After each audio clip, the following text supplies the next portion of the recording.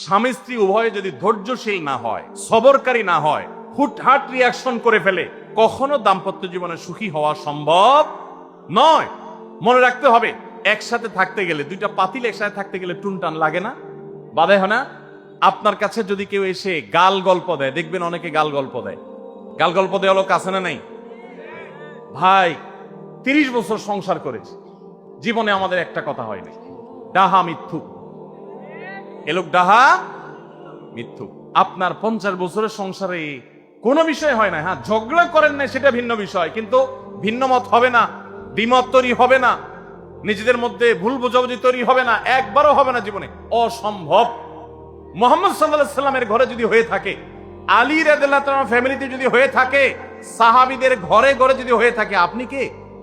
মনে রাখবেন, এই সমস্ত ডাহা মিথ্যা কথা শুনে আপনি চিন্তা করেন, হায় হায় রে, তাহলে আমার বউটা এত ডাইনি। আর মহিলা চিন্তা করে, আমি স্বামীটা এত অমানুষ, কত বড় ডাকাত। দেখো, তারা স্বামী স্ত্রী জীবনে কোনো কথা হয় না, আর আমার স্বামী ডেইলি একবার মা বাপ তুলে না গালিগালাজ করলে তার পেটে ব্যথা জমায় না। এই সমস্যাগুলো আছে না নাই? ভাইরা আমার,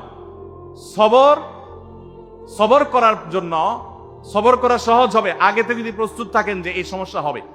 কারণ দিন শেষে তিনি মানুষ, তার ভুল হতে পারে, একটা সময় তিনি তার ভুল বুঝতে পারেন।